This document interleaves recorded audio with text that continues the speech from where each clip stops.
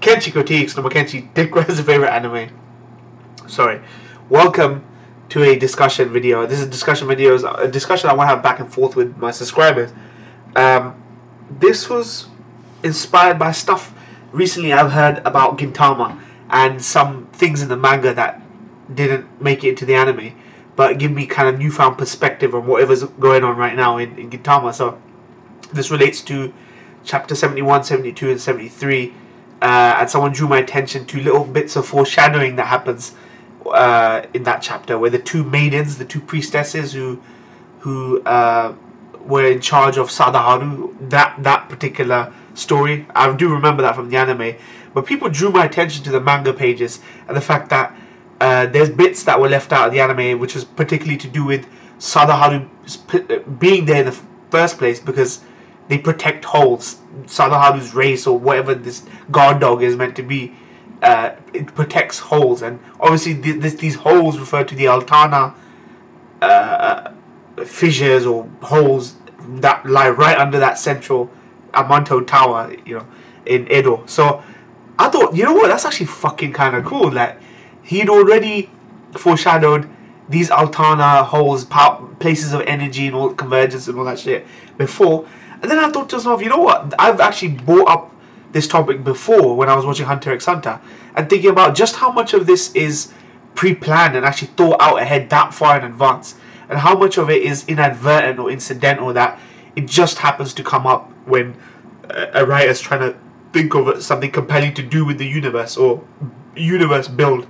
So I thought to myself, did what's his name, Sorachi, actually think that far ahead, or does he have some sort, or do the writers generally, and it's a term that writers have, writers' bibles, where it's a whole bunch of information, exposition, lore that may never make it into the actual final product, but that doesn't mean that it's not true. So it could be that, Zura has a fetish for socks or something. Let's just say Zura has a fetish for socks.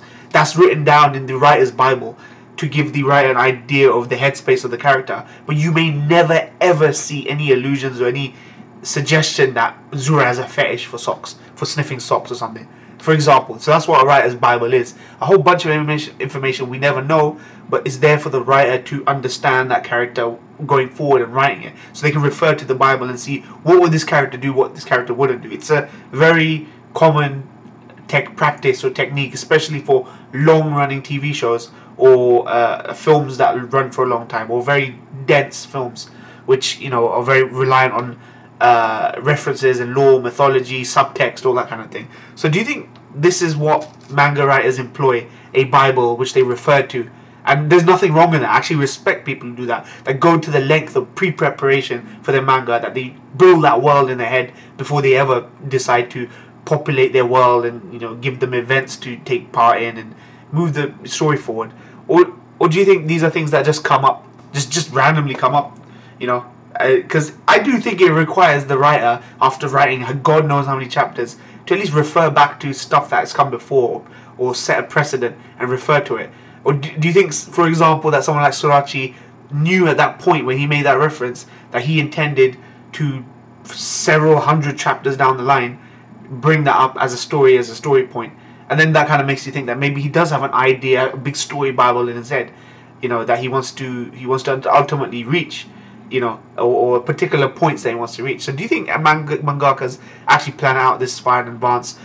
Or let's look at Sorachi on the other hand, who I felt when I was watching the Hunter x Hunter anime, it felt as though it plodded along, then it reached something, with powers and all that, and then exposition and that kind of thing, and then he wrote himself into a plot hole.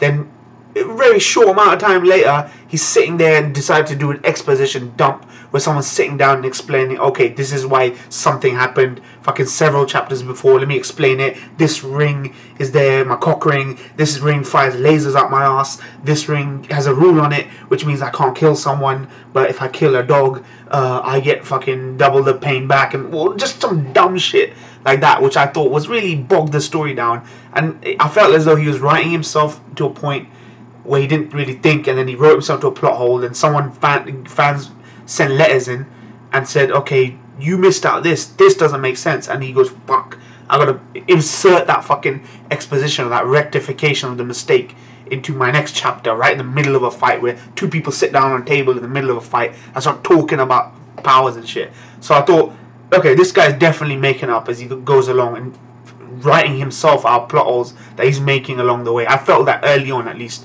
The Chimera Ant arc was actually really good, and I didn't feel that happened, but early on I felt that was obviously Togashi's early work, so he refined his work, but I felt that was the case. So is it much like that with writers, where you think it's a happy mistake? It's purely luck or a happy mistake that happens, or he just happens to think of the fact that, okay, I did this before, so let me expand on it or extrapolate it and that kind of thing, or elaborate on it. So let me know what you think in the comment section below.